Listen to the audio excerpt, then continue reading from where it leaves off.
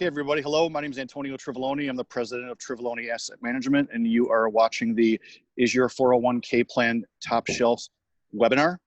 I'm joined by investment advisor representative from Trivelloni Asset Management, Angelica Lopez, and I'm also joined by our 401k expert, Adam San Juan from Ameritas.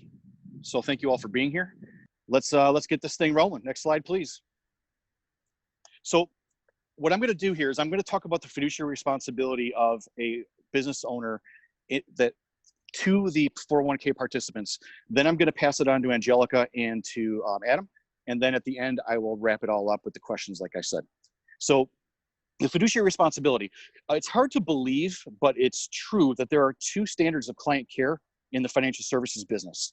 There's the fiduciary standard, and then there is the suitability standard. Suitability standard just means that what you're offering to someone is suitable for their needs. Now, suitability can be just about anything. A fiduciary responsibility is different. It's more robust. A fiduciary responsibility means that you must work in the client's best interests at all times. That is not the suitability standard. It's a much higher standard of client care. Now, why is it important for 401ks? Well, for a company, the reason it's important for a 401k is because the fiduciary of the 401k is the business owner. So if you own a business and you have a 401k, that fiduciary is you. So you, by law, must be acting in the client's, your employees' best interest in respect to the 401k. Now, I'm not going to read the slide to you, but I will point you to the bottom two bullet points. This is where business owners get into trouble in their 401k. Business owners are required by law to make sure that they have diversified plan investments inside of their 401k for the plan participants.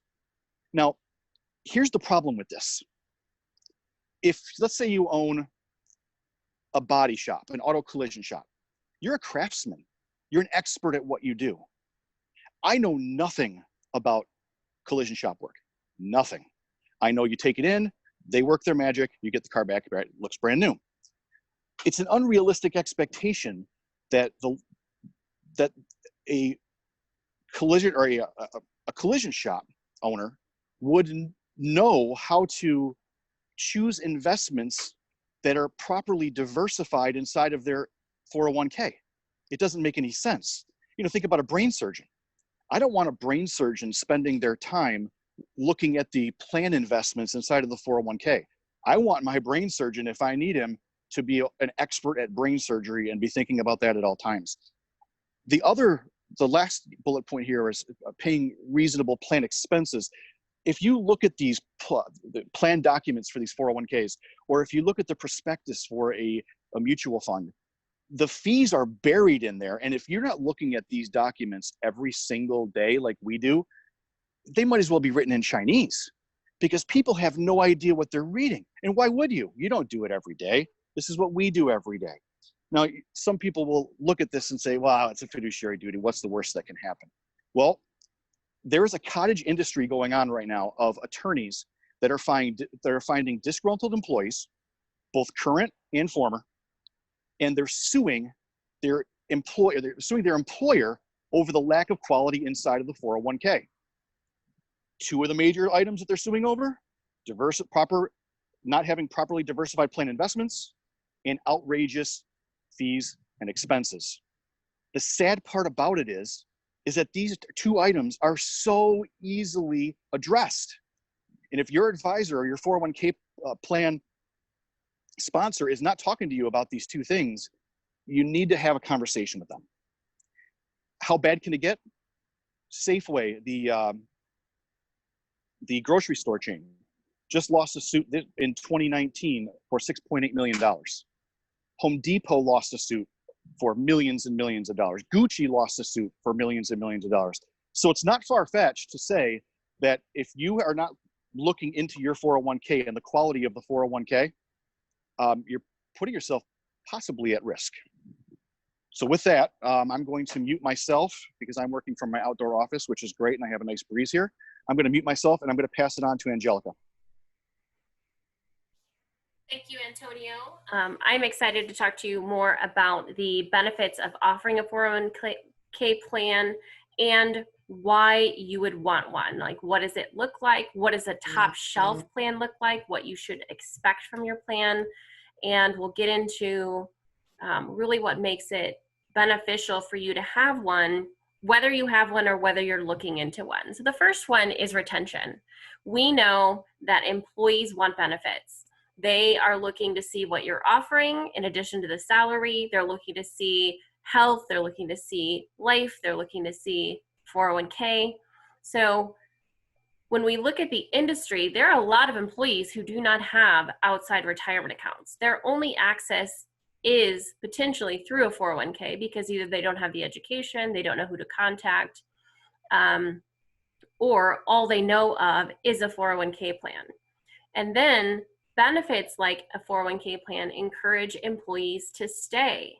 If somebody is trying to recruit them away, they may be willing to stay because of those extra things that you're providing in addition to their salary, in addition to what they're getting. It adds more loyalty. It adds more, hey, we care about our employees, instead of just, hey, you're another person in our little cog at our company. No, we actually care about you, and we want you as an employee to know that we care about your financial future. And then when you look at employee turnover, the cost to retrain a new employee if you were to lose one, having a 401k plan and allowing to have that benefit that would keep your employees keeps you from those high costs of turnover when those employees start seeking other companies or seeking companies that are giving them more than what you are. So it just really allows you to give this bigger ability to keep your employees, retain them, and have employee satisfaction. But then you also look at attraction, right? So let's say, this environment right now, a lot of people have been laid off. Now that we're starting to get back into the economy, things are starting to open up. Companies are going to start to expand that. So if they had to shut down, now they're opening up. And some people are looking at this time as a way to really, hey, maybe I want to look at something else. Maybe I want to see what my options are. So if you're trying to attract employees, having a 401k plan would attract them to you over a company who doesn't.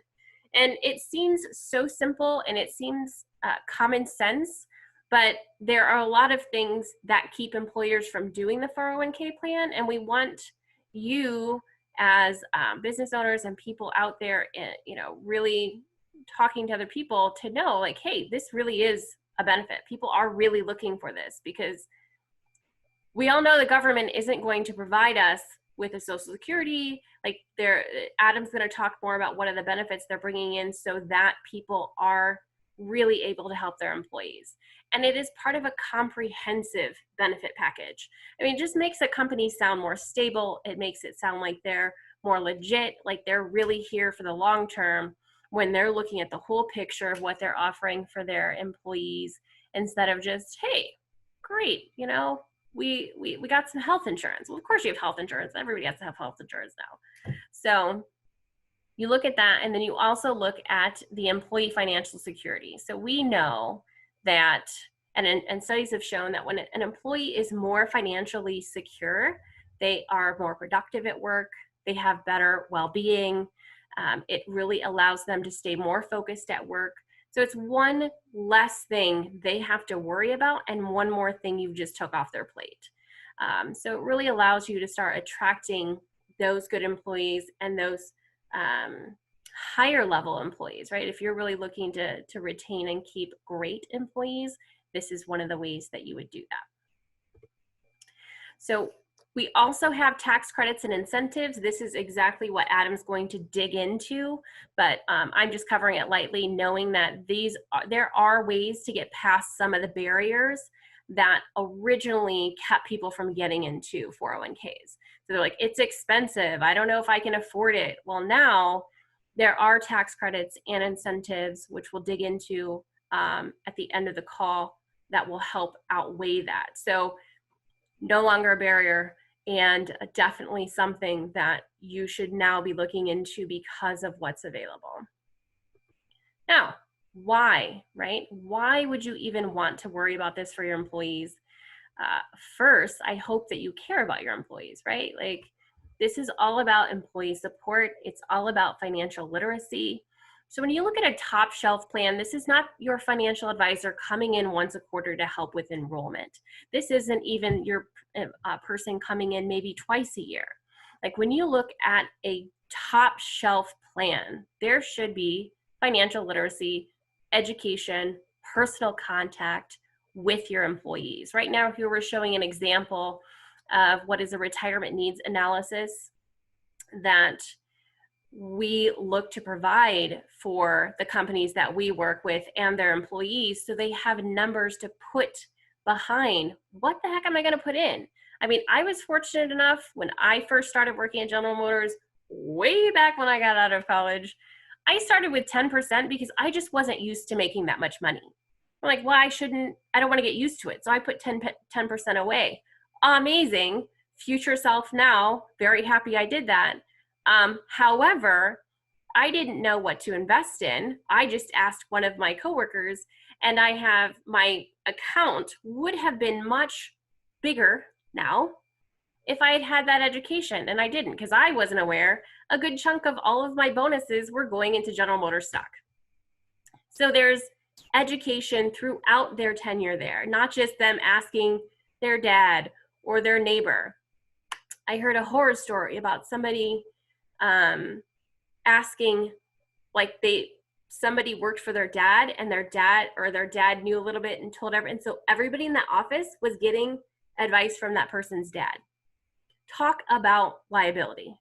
Like, whoa, wait a minute. That's not what you want to do here. You're putting your whole company at risk doing that. So this gives people the analysis to look at, hey, this is where I'm at, right? We're looking, this green here is where they're currently putting in, but what they need to do based on their retirement plan says 7.4%. So great. We have a gap here. We need to see what we can increase. Maybe they can't get to the 7.4%, but we can break it down. You can see at the bottom of that picture, we can break it down to what every percentage looks like in their paycheck.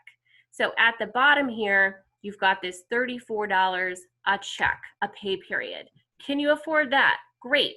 Do you think you want to do 67, or is the 34 really where you want to start? And we kind of baby step them into what works to reach their financial goals based on education and the ease for the employee. It should be easy for them to enroll. We're going to talk about automatic enrolling as well. They should have a website navigation and tools that are easy for them to use. And then really helping them through this process understand all the way through. I was brought into a plan in Florida way back when, different company, and I was brought in as to really save the plan. The person wasn't servicing them, so main complaint, right? No servicing. I'm great with people, so they brought me in because they knew I would, and it was really allowing them to understand how to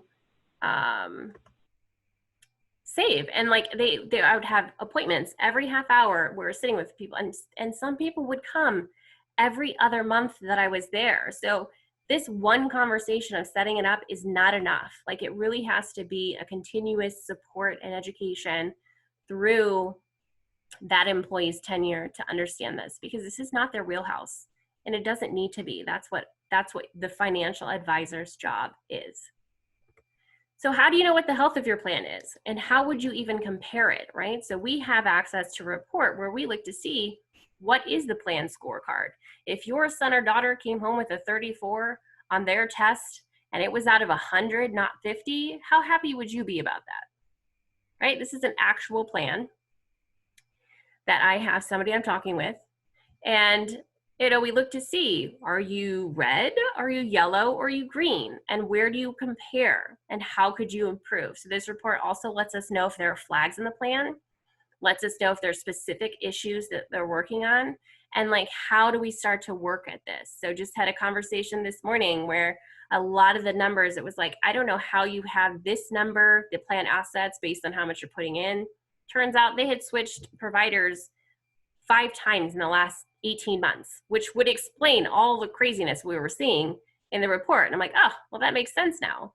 But you don't know that until you start to dig in and see, where am I? What am I potentially missing? Because once you've set it up as an employer, you just kind of forget about it. And it doesn't really occur to you to check in until there's a need to. And this number shows there's a need to, right? And so I'm going to show you a little bit what goes into that score. We have 7 aspects. In this case, rate of return is the one that's really bringing their score down.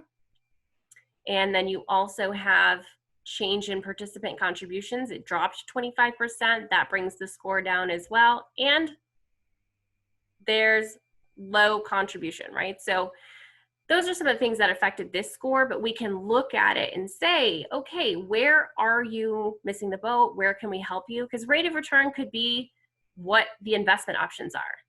It could be that people are being too aggressive because they don't know what to put their money in. It could be that people don't have education on things like emergency funds, and now they're taking money out of their 401k plan because they don't know what else to do. And that's where things like the CARES Act and financial education would help them know, hey, you have options, instead of just pulling it out with penalties. So that's how we kind of get into really digging into the plan and how healthy is the plan, and being able to show an employer where they are, where some of the loopholes and some of the red flags and some of the issues that could be there, and see, does it make sense to really take a look at this and really dig in a little deeper and see if there needs to be a change made. So with that, I am going to go on mute, and I'm going to turn it over to Adam. Okay, very good. Hold it right there for a second, Angelica. I just want to make a couple of summary points on what Antonio talked about. Yeah, this whole thing about fiduciary responsibility is a very real thing. And if you visit 401khelpcenter.com, it's a very interesting site because they have a tab dedicated to the most recent cases of litigation by the Department of Labor against business owners for some of the things that Antonio was talking about. Because you offer a plan doesn't mean, hey, I'm good. There are some duties connected with that. And if you want to see how people are doing it poorly, or Darren Lawson, if you want to see a series of bad golf swings, that's where to find it. So, keep in mind 401khelpcenter.com, and you can see that this is real.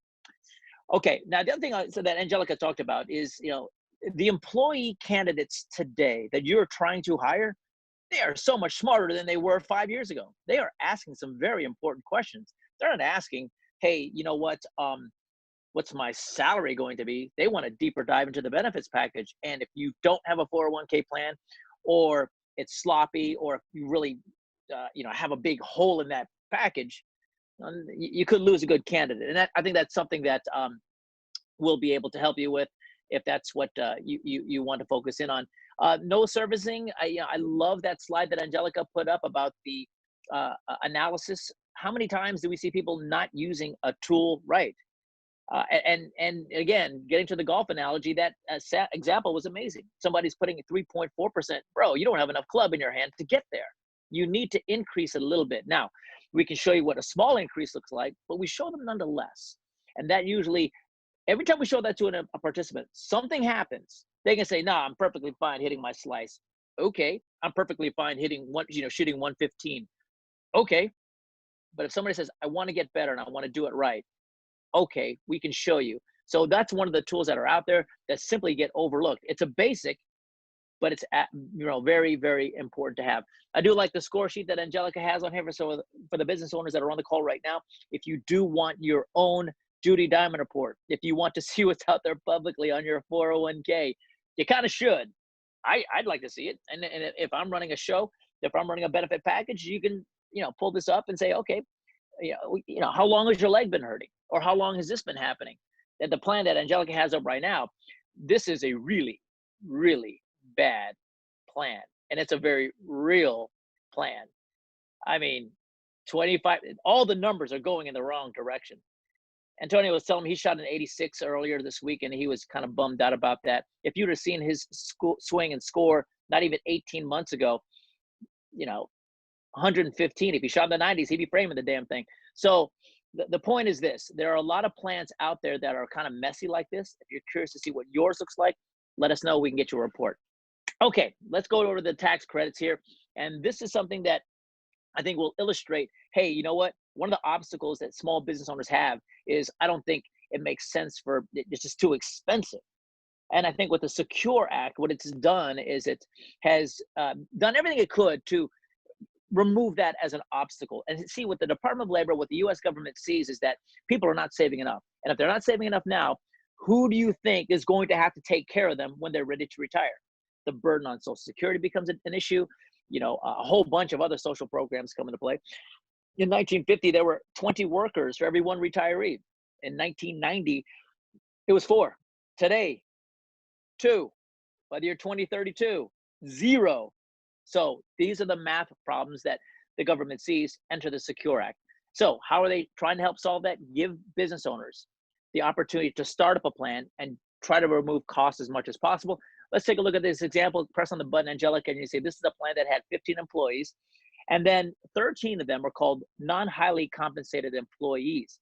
The math connector with that is $125,000 or more, you're a highly compensated employee. If you are the owner, you are in that category. If you have a wife or children that work for that company, they're in that category too. I'll show you why that's important, because the tax credits available to you today are based on the number of non-highly compensated employees. And then you can see that tax credit equation there. You know, you take the number of non-highly compensated employees times $250, and you have up to $3,250 available to you as a tax credit for that.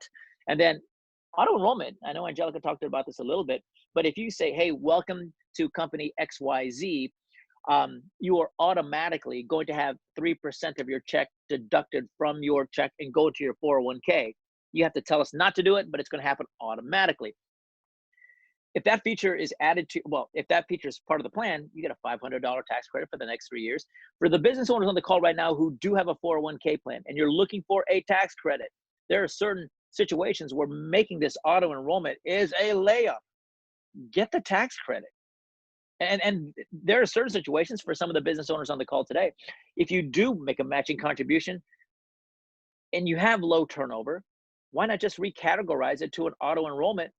Ta-da, $500 tax credit. Okay, in this particular case, this was a brand new plan, right? $3,750 was available in tax credits.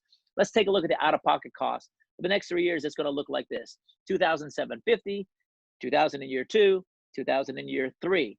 What are the costs eligible for the tax credits? It's going to be 50% of those numbers in that first column. So even though they have $3,750 available to them, the maximum credit they can have, you can see it in that second column: $1,375, $1,000, $1,000. Let's hit the next button and you'll see that the tax credits to start up a plan is going to be at least $500, but to a maximum of that $3,275. So in that second column, all of those expenses there can be applied to the tax credit. So you get a tax credit for that. You drop auto enrollment on that, and Angelica, you'll see that there's another $500. And we do all the math. Press a button, Angelica. $875 to kick this thing off, $500 for the next 3 years. You know, I'm looking at these numbers, and you know, I love picking on Antonio. He's got this kind of money in his sock. So my point is this: is that this is not about, and by the way, these tax credits are an increase from $500, and in this particular case, you can see the numbers there. And this auto enrollment thing didn't exist prior to the Secure Act. Again, the government sees an issue and they're trying to solve it. 60% of the business owners today don't offer their companies, employees, a 401k plan. That's problematic because for many employees, as you know, for those of you who have a business and do offer it, this will likely be the primary source of their retirement income. And everything that Angelica showed you and Antonio was talking about is we want to make sure they're doing it right. But based upon the tax credits on your screen, there's really no reason for you to say, hey, you know, it's too expensive. There could be other reasons why you don't start it. But what the government is trying to do is saying, hey, we're going to try to eliminate that as an obstacle for you to make something available to your employees. Okay, I flew through that math. I hope it made sense. I'm going to pass it back over to, I think, Antonio. You can take it from there.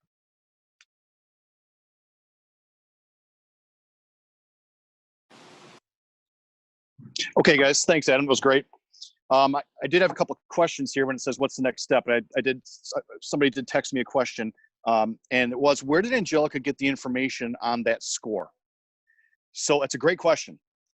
Believe it or not, everything on that slide that had that 401k plan score of 34, which was terrible, is publicly available information at the IRS.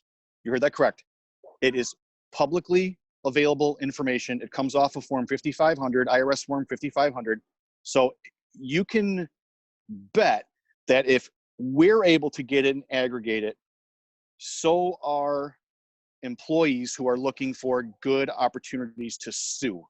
It's a real problem, and our company is on a mission to help small business owners avoid getting caught in a fiduciary breach lawsuit. So that was a great question, and thank you for asking it. Okay, so given that that was the publicly available information, on this slide, you can see these are the 3 items, one of the 3 items that we would need to do a deeper dive into your plan. So you can see the 409B2, the 404A5, or your plan annual review document. Any of those items, we can look at that, and we can get a really good deep dive into what you have going on in your 401k. And Antonio, let me just make one small correction on that. That first bullet point is 409. It's actually 408. So just kind of keep that in mind. If you say 409, they might get real technical with you and say, sorry, it doesn't exist. You say 408 B2, they're all over it. Oh, sorry about that. I apologize. It's okay. So but anyway, given the publicly available information, we can run a diagnostic on your 401k. We can tell you where we think you are currently as far as quality goes. But if we really want to get a deeper dive, we need one of those 3 items, and we can do that for you post haste. Are there any other questions on the webinar before we sign off? Yeah, we did have a question about what is the smallest employer group qualified for a 401k plan? And I think Adam can cover that. Yep, Adam, yeah, I got it. You can do a solo K. If you say, hey, look, you know what, I'm the cook, you know what I mean? I'm the cleaner. That's fine. If you are a single person, you can start a single 401k. If you have employees and you make them eligible, now you go to a traditional 401k. But this is the thing, is that if your goal is to maximize contributions or offer something, you might find that, hey, maybe we're not ready for a K. There are simpler solutions out there. And it isn't like all roads lead to a 401k, at least not yet. I know that Antonio and I, we've got clients that they perfectly are fine with the simple that they have. And that's the right solution for them. And they're not growing. So guess what? Stay right where you're at. But if we ran to a company that would say, hey, we had 14 employees and now we have 50, you're getting really close to outgrowing your simple. You might want to go to a 401k. But for a single person, a solo K is available. And obviously there's other solutions available for different business owners with different dynamics. Yeah, and to Adam's point, once you start getting close to 100 employees, you really need to start thinking about 401k land, because you're going to be no longer eligible to do a simple IRA for your company. Not to mention how much that costs. I mean, it's going to be amazingly expensive if you try to replicate that same structure as you approach 100 employees. One of the questions came in, which is, how long are these tax credits for? 3 years, 3-year tax credit. Okay, everyone, I don't have any other questions. Angelica, did you get any other questions in besides the ones we just answered? That is all I have so far. Alrighty, well, let's sign off then. Thanks a lot for being on here, guys. We will follow up with you within 72 hours. Either Angelica or I will give you a call and we'll talk about this. I appreciate you guys being on. Thank you so much, everyone. Bye. Bye, guys. Bye. See ya.